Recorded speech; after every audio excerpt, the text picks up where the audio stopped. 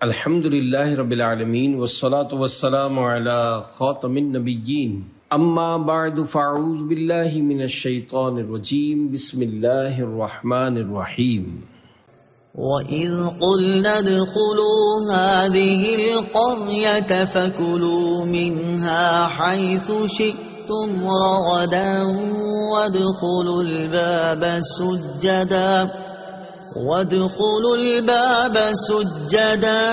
وَقُولُوا حِطَّةٌ نَغْفِرْ لَكُمْ خَطَايَاكُمْ وَسَنَزِيدُ الْمُحْسِنِينَ۔ ترجمہ: اور جب ہم نے انہیں کہا کہ اس شہر میں داخل ہو جاؤ، پھر اس میں جہاں چاہو بے روک ٹوک کھاؤ، اور دروازے میں سجدہ کرتے داخل ہونا اور کہتے رہنا ہمارے گناہ معاف ہوں، ہم تمہاری خطائیں بخش دیں گے، اور ان قریب ہم نیکی کرنے والوں کو اور زیادہ عطا فرمائیں گے۔ وَإِذْ قُلْنَا ادْخُلُوا هَٰذِهِ الْقَرْيَةَ، اور جب ہم نے کہا اس شہر میں داخل ہو جاؤ، اس شہر سے بیت المقدس مراد ہے، یا اریحا جو بیت المقدس کے قریب ہے، جس میں عمالقہ آباد تھے اور وہ اسے خالی کر گئے تھے۔ وہاں غلے میوے بکثرت تھے۔ اس بستی کے دروازے میں داخل ہونے کا فرمایا گیا، اور یہ دروازہ ان کے لیے کعبے کی طرح تھا، اور اس میں داخل ہونا اور اس کی طرف سجدہ کرنا گناہوں کی معافی کا سبب تھا۔ بنی اسرائیل کو حکم یہ تھا کہ دروازے میں سجدہ کرتے ہوئے داخل ہوں اور زبان سے حطۃ کہتے جائیں۔ یہ کلمہ استغفار تھا۔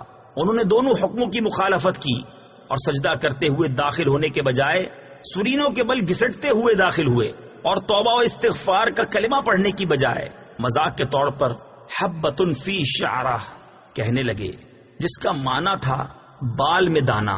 اس مذاق اور نافرمانی کی سزا میں ان پر طاعون مسلط کیا گیا، جس سے ہزاروں اسرائیلی ہلاک ہو گئے۔ فَبَدَّلَ الَّذِينَ ظَلَمُوا قَوْلًا غَيْرَ الَّذِي قِيلَ لَهُمْ فَأَنزَلْنَا عَلَى الَّذِينَ ظَلَمُوا رِجْزًا مِّنَ السَّمَاءِ بِمَا كَانُوا يَفْسُقُونَ۔ ترجمہ: پھر ان ظالموں نے جو ان سے کہا گیا تھا اسے ایک دوسری بات سے بدل دیا، تو ہم نے آسمان سے ان ظالموں پر عذاب نازل کر دیا، کیونکہ یہ نافرمانی کرتے رہے تھے۔ فَأَنزَلْنَا عَلَى الَّذِينَ ظَلَمُوا رِجْزًا مِّنَ السَّمَاءِ، تو ہم نے آسمان سے ان ظالموں پر عذاب نازل کر دیا۔ تفسیر صراط الجنان میں ہے، بنی اسرائیل پر طاعون کا عذاب مسلط کیا گیا، اور اس کی وجہ سے ایک ساعت میں ان کے 70,000 افراد ہلاک ہو گئے تھے۔ طاعون کے بارے میں 3 احادیث یہاں طاعون کا ذکر ہوا۔ اس مناسبت سے طاعون سے متعلق 3 احادیث سماعت فرمائیے۔ نمبر 1، حضرت اسامہ رضی اللہ تعالی عنہ سے روایت ہے، حضور اقدس صلی اللہ تعالی علیہ وسلم نے ارشاد فرمایا، بے شک یہ طاعون ایک عذاب ہے جسے تم سے پہلے لوگوں پر مسلط کیا گیا تھا، لہذا جب کسی جگہ طاعون ہو اور تم وہاں موجود ہو تو تم طاعون سے بھاگ کر وہاں سے نہ نکلو، اور جب کسی جگہ طاعون ہو تو تم وہاں نہ جاؤ۔ نمبر 2، ایک اور روایت میں ہے، نبی اکرم صلی اللہ تعالی علیہ وسلم نے ارشاد فرمایا، طاعون پچھلی امتوں کے عذاب کا بقیہ ہے۔ جب تمہارے شہر میں طاعون واقع ہو تو وہاں سے نہ بھاگو، اور دوسرے شہر میں واقع ہو تو وہاں نہ جاؤ۔ نمبر 3، بخاری شریف کی حدیث ہے، ام المومنین حضرت عائشہ صدیقہ رضی اللہ تعالی عنہا فرماتی ہے، میں نے رسول اللہ صلی اللہ تعالی علیہ وسلم سے طاعون کے بارے میں عرض کی تو انہوں نے مجھے بتایا کہ طاعون ایک عذاب ہے، اللہ تعالیٰ جس پر چاہتا ہے یہ عذاب بھیج دیتا ہے، اور اللہ تعالیٰ نے اسے اہل ایمان کے لیے رحمت بنایا ہے۔ کوئی مومن ایسا نہیں جو طاعون میں پھنس جائے لیکن اپنے شہر ہی میں صبر سے ٹھہرا رہے اور یہ سمجھے کہ جو اللہ تعالیٰ نے لکھ دی ہے اس کے سوا کوئی تکلیف مجھے نہیں پہنچ سکتی، تو اسے شہید کے برابر ثواب ملے گا۔ وَإِذِ اسْتَسْقَىٰ مُوسَىٰ لِقَوْمِهِ فَقُلْنَا اضْرِب بِّعَصَاكَ الْحَجَرَ فَانفَجَرَتْ مِنْهُ 12 عَيْنًا قَدْ عَلِمَ كُلُّ أُنَاسٍ مَّشْرَبَهُمْ كُلُوا وَاشْرَبُوا مِن رِّزْقِ اللَّهِ وَلَا تَعْثَوْا فِي الْأَرْضِ مُفْسِدِينَ۔ ترجمہ: اور یاد کرو جب موسیٰ نے اپنی قوم کے لیے پانی طلب کیا تو ہم نے فرمایا کہ پتھر پر اپنا عصا مارو، تو فوراً اس میں سے 12 چشمے بہہ نکلے، اور ہر گروہ نے اپنے پانی پینے کی جگہ کو پہچان لیا، اور ہم نے فرمایا کہ اللہ کا رزق کھاؤ اور پیو، اور زمین میں فساد نہ پھیلاتے پھرو۔ وَإِذِ اسْتَسْقَىٰ مُوسَىٰ لِقَوْمِهِ، اور جب موسیٰ نے اپنی قوم کے لیے پانی مانگا۔ تفسیر صراط الجنان میں ہے، جب میدان طیہ میں بنی اسرائیل نے پانی نہ پایا تو حضرت موسیٰ علیہ الصلوۃ والسلام کی خدمت میں فریاد کی۔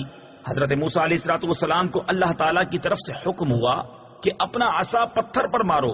چنانچہ آپ علیہ الصلوۃ والسلام نے عصا مارا تو اس پتھر سے پانی کے 12 چشمے جاری ہو گئے، اور بنی اسرائیل کے 12 گروہوں نے اپنے اپنے گھاٹ کو پہچان لیا۔ انگلیاں ہیں فیض پر، ٹوٹے ہیں پیاسے جھوم کر۔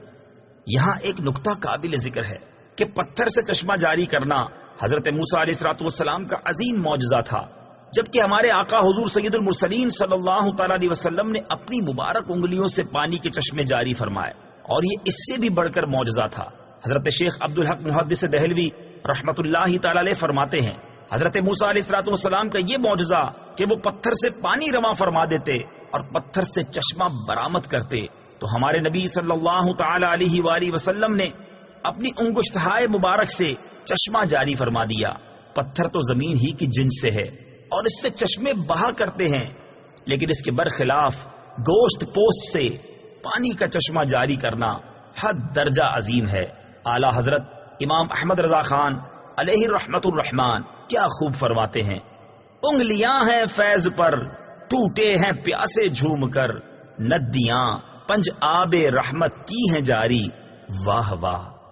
انبیاء کرام علیہ الصلوۃ والسلام سے مدد طلب کرنے کا ثبوت۔ اس آیت میں لوگوں کا انبیاء کرام علیہ الصلوۃ والسلام کی بارگاہ میں استعانت کرنے اور انبیاء کرام علیہ الصلوۃ والسلام کے ان کی مشکل کشائی فرمانے کا ثبوت بھی ہے۔ تاجدار رسالت صلی اللہ تعالی علیہ وسلم کی سیرت مبارکہ میں ایسے کئی واقعات ہیں جن میں آپ صلی اللہ تعالی علیہ وسلم کی بارگاہ میں حاضر ہو کر لوگوں نے اپنی مشکلات عرض کی اور آپ صلی اللہ تعالی علیہ وسلم نے ان کی مشکل کشائی فرمائی۔ ان میں سے 2 واقعات سماعت فرمائیں۔ نمبر 1، بخاری شریف کی حدیث ہے، حضرت جابر بن عبداللہ رضی اللہ تعالی عنہ فرماتے ہیں، میرے والد حضرت عبداللہ بن عمرو بن حرام رضی اللہ تعالی عنہ وفات پا گئے اور ان پر قرض تھا، تو میں نے نبی کریم صلی اللہ تعالی علیہ وآلہ وسلم سے ان کے قرض خواہوں سے متعلق مدد طلب کی کہ وہ ان کا قرضہ کچھ کم کر دیں۔ حضور پر نور صلی اللہ تعالی علیہ وسلم نے اس بارے میں ان سے بات کی تو انہوں نے ایسا نہ کیا۔ آپ صلی اللہ تعالی علیہ وسلم نے مجھ سے ارشاد فرمایا، تم جاؤ اور ہر قسم کے کھجوروں کی الگ الگ ڈھیریاں بناؤ اور پھر مجھے پیغام بھیج دینا۔ حضرت جابر رضی اللہ تعالیٰ عنہ فرماتے ہیں، میں نے ڈھیریاں بنا دی اور بارگاہ رسالت صلی اللہ تعالی علیہ وسلم میں پیغام بھیج دیا۔ آپ ان ڈھیریوں کے پاس تشریف فرما ہو گئے اور ارشاد فرمایا، تم ماپ کر لوگوں کو دیتے جاؤ۔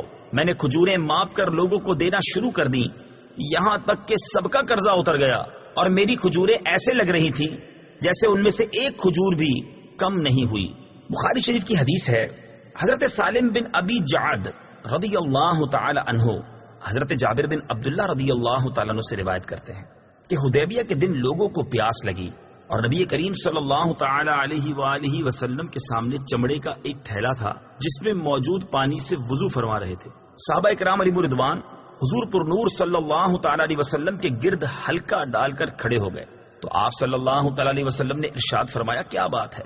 صحابہ کرام رضی اللہ تعالی عنہم نے عرض کی، یا رسول اللہ صلی اللہ تعالی علیہ وسلم، ہمارے پاس پانی نہیں ہے جس سے ہم وضو کریں اور اسے پی سکیں، صرف وہی پانی ہے جو آپ کے سامنے موجود ہے۔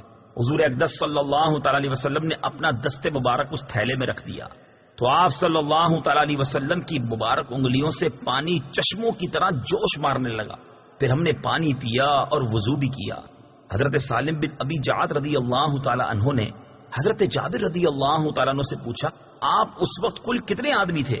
آپ رضی اللہ تعالیٰ عنہ نے فرمایا، اگر ہم 1,00,000 بھی ہوتے تو وہ پانی ہمیں کفایت کر جاتا، لیکن ہم اس وقت صرف 1500 تھے۔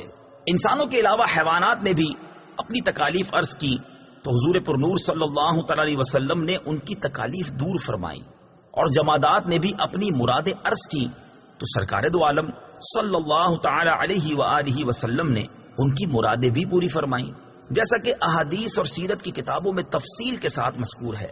اعلی حضرت امام احمد رضا خان علیہ رحمت الرحمان کیا خوب فرماتے ہیں، ہاں یہی کرتی ہیں چڑیاں فریاد، ہاں یہی چاہتی ہیں ہر نیداد، اسی در پہ شترانے ناشاد، گلائے رنج و عنا کرتے ہیں، کلو وشربو، کھاؤ اور پیو۔